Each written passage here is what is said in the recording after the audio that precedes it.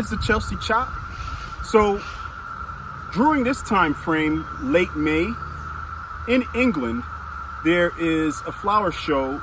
It's world renowned, internationally known. It's called the Chelsea Flower Show.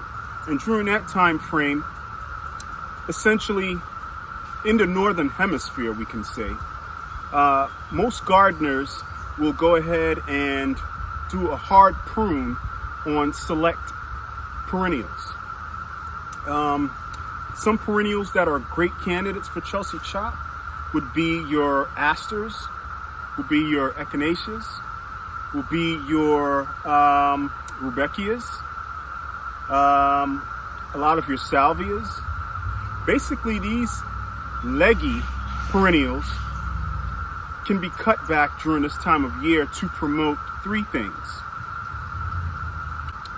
It prevents the plants from becoming too leggy, thereby falling over and looking sloppy the rest of the growing season. 2, it delays the flowering to later in the season. It's the third one.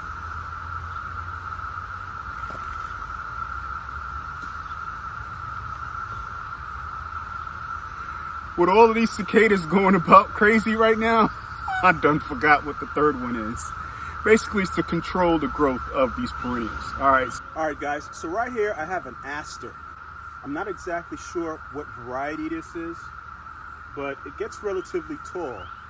It can get as tall as 4.5 to 5 feet tall and wide. The Chelsea chop requires you to cut off about 1/3 of the plant. Right now, I can estimate that this thing is about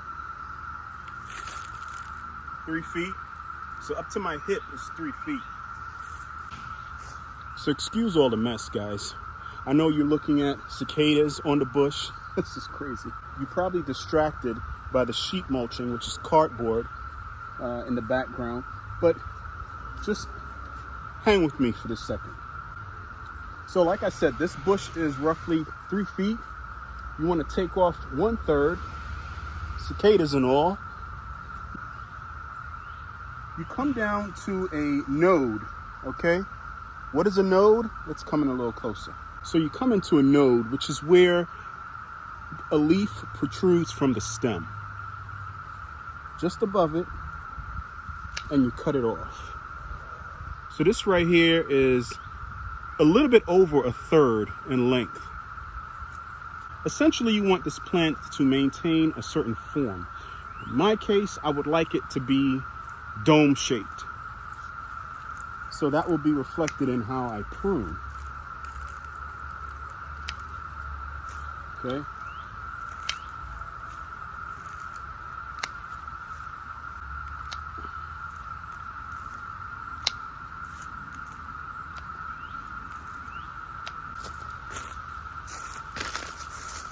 So I will stand behind the plant, that way you guys can get a better view.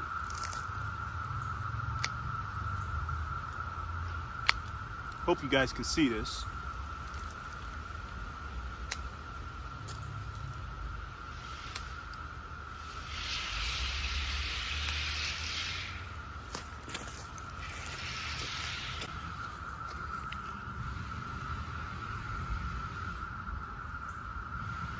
All right, so maybe this wasn't a great candidate because we've got so many obstructions around it. But let me step back a bit.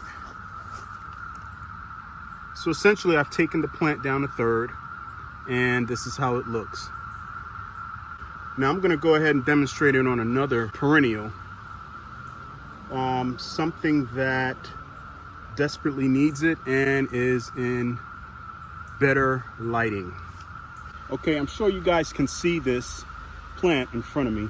This right here is a Verbena bonariensis meteor shower, and it typically gets just under 3.5 to 4 feet tall, and it's roughly 18 inches to 2 feet wide.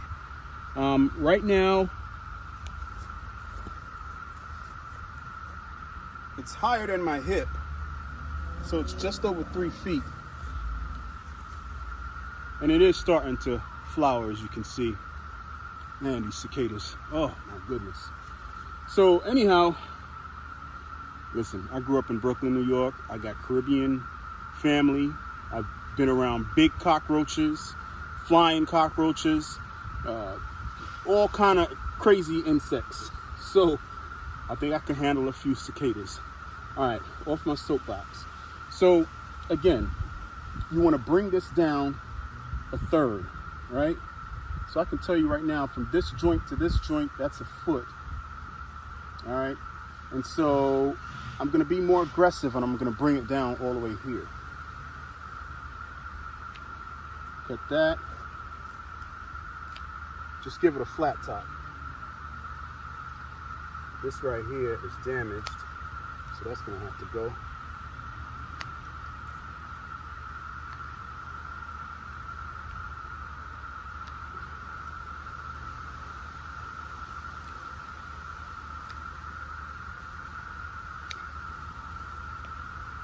See how quick that was?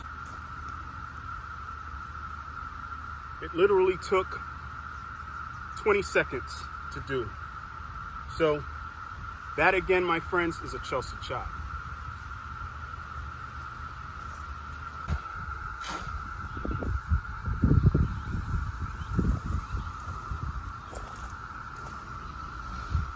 So these Echinacea right here, purple coneflower, they can also get Chelsea chopped.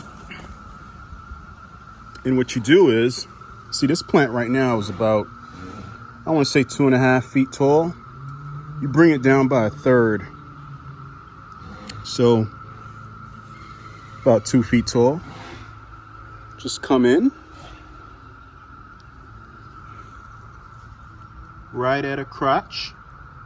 Okay, you can see that right here. And snip. Right here. At this union. Right here. Right here at this union. And snip. And do so throughout the plant. I mean, you don't want to come in and just hack it. You want to make sure it has great form as you're doing it. This one right here. Snip.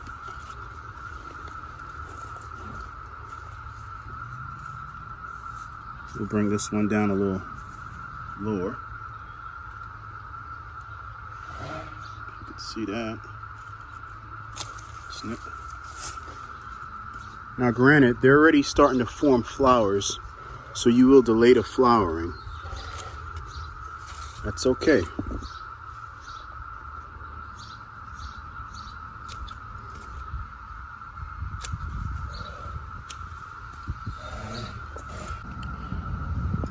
Sorry for the lighting, guys. Let's kind of go in this angle. Right here. So that plant was Chelsea chopped. And since I only got 2 more, I'll just quickly run through them.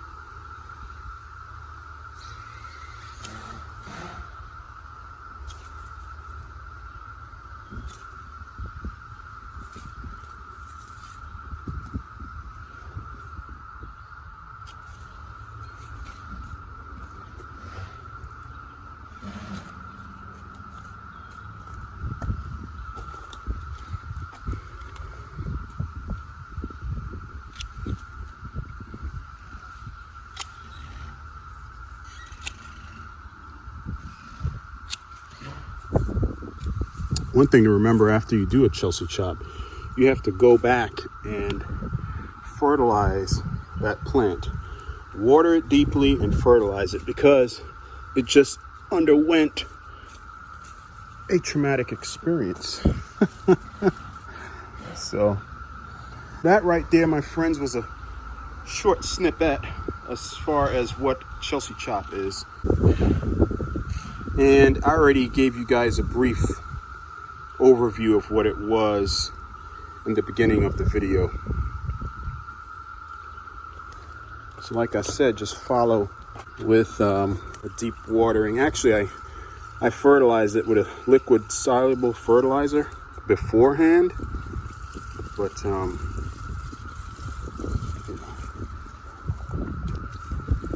just help the plant out. Help the plant out.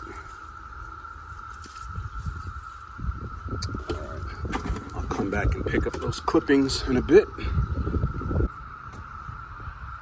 So these newly planted foxglove, they could also use a good Chelsea chop. I mean, it looks raggedy right now. So just go down here to the base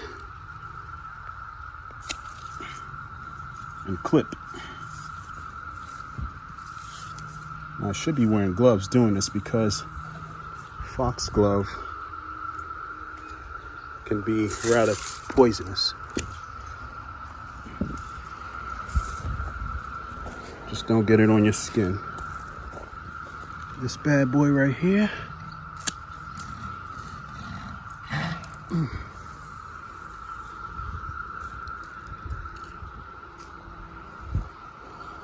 All right, and that should shoot up a new stalk by late summer and produce another set of blooms.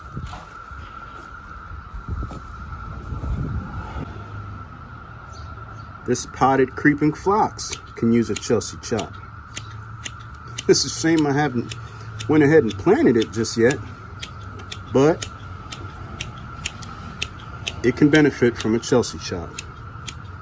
So I'm cutting off about 1/3 of the growth, and it should produce fresh new growth, and possibly, if I'm lucky, some blooms as well later in the season. These tend to bloom in early spring when the weather's a little milder, so I won't get blooms probably until the fall or late summer. All right, just gave homie a little bowl cut. What do you guys think?